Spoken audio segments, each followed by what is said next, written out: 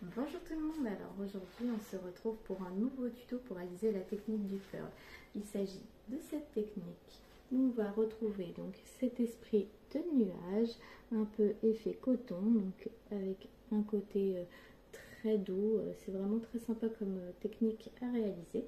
Là il s'agit d'une vidéo 2 en 1 puisque je vous présente deux recettes différentes puisqu'on peut le faire de différentes manières. Donc je vous explique tout dans la vidéo. Donc on se retrouve en piste et je vous explique tout ça. Nous voilà en piste pour la technique du pearl. Il s'agit d'une technique très simple, pas de chalumeau, pas de silicone, mais elle se réalise grâce à une peinture particulière qui va servir de coussin. Il s'agit de la peinture satin enamel de chez DecoArt. Il vous faudra également un médium bien sûr. Sur le premier tableau, il s'agit du Floetrol de la marque Owatrol et pour le deuxième tableau, il s'agit de colle PVA. Dans les deux recettes, il faut retenir que la consistance doit être très fluide, c'est-à-dire un tout petit peu plus épais que de l'eau, mais avoir un aspect liquide. C'est beaucoup plus fluide que les techniques plus classiques. On est plus comme sur le Dutch pour ceux qui ont déjà essayé. Pour la première recette, on mélange une part de satin enamel avec une part de blanc de titane, puis 4 parts de Floetrol et on ajoute pas mal d'eau, mais au fur et à mesure jusqu'à une bonne fluidité. Pour vos couleurs, on est sur une part de peinture pour 2 parts de Floetrol et pareil, on rajoute de l'eau jusqu'à la bonne consistance. Pour la deuxième recette, il s'agit des mêmes proportions hormis le médium que j'ai remplacé en fait par de la colle PVA Cléopâtre pure. Donc j'ai mélangé avec ma peinture avant de la diluer également avec de l'eau. Pour la dilution, c'est très important de faire au fur et à mesure, de prendre le temps. Prenez bien le temps à ce niveau-là, c'est très important pour la réussite de cette technique.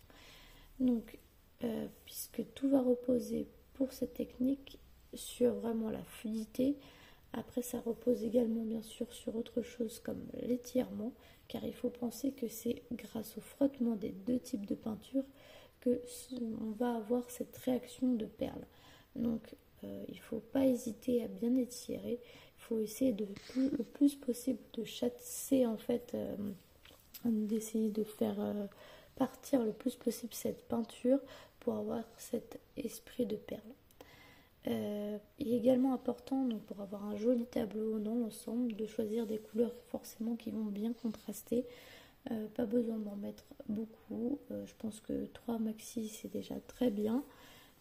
Essayez d'avoir donc des couleurs un peu plus foncées qui vont permettre d'avoir un plus joli contraste. Ça marche plutôt bien en général avec le noir, le bleu foncé comme le bleu de Prusse ici.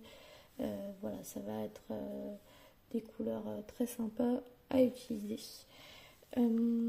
Ensuite, pour utiliser, enfin, comment on va mettre sur notre toile le satin enamel. Alors, on peut soit le mettre sur l'ensemble de la toile et le recouvrir intégralement de peinture avant de faire votre étirement. Ou comme moi j'ai décidé de le faire, donc mettre partiellement mon coussin, donc quand même sur une bon 3/4 de votre toile, avant de mettre notre peinture par parcimonie. On n'est pas obligé de mettre partout pour pouvoir avoir aussi encore plus de contraste, justement, avoir des choses plus nuancées au niveau des effets de ligne, etc. Donc les perles vont arriver au fur et à mesure dans les heures qui suivent. Donc ne vous inquiétez pas si ça n'arrive pas tout de suite. Ça va venir. Donc je vais vous présenter d'ailleurs le résultat final pour les deux toiles à la fin. Pour ce qui est de la toile avec la colle PVA, il faut juste savoir que la colle Cléopâtre en particulier a tendance à faire plus facilement de bulles, surtout si vous ne préparez pas forcément à l'avance. Donc là sur la petite vidéo, je souffle un peu sur la toile, c'est pour vraiment chasser ces bulles, étant donné que c'est assez fluide, avoir un bon souffle dessus, ça va permettre de bien chasser les bulles d'air. Par contre, faites-le vraiment de façon droite pour éliminer. Après, vous pouvez essayer quand même le chalumeau, mais vraiment un bon souffle suffit pour les détruire quand c'est assez liquide. Donc voilà, on arrive à la fin de ce tuto. J'espère que ça vous a plu. N'hésitez pas à aller découvrir mes tutos précédents pour ceux qui ne l'ont pas encore fait. Du coup, n'hésitez pas à vous abonner si vous aimez la vidéo. Vous pouvez également partager, aimer la vidéo si vous le souhaitez. Et je vous dis à très bientôt.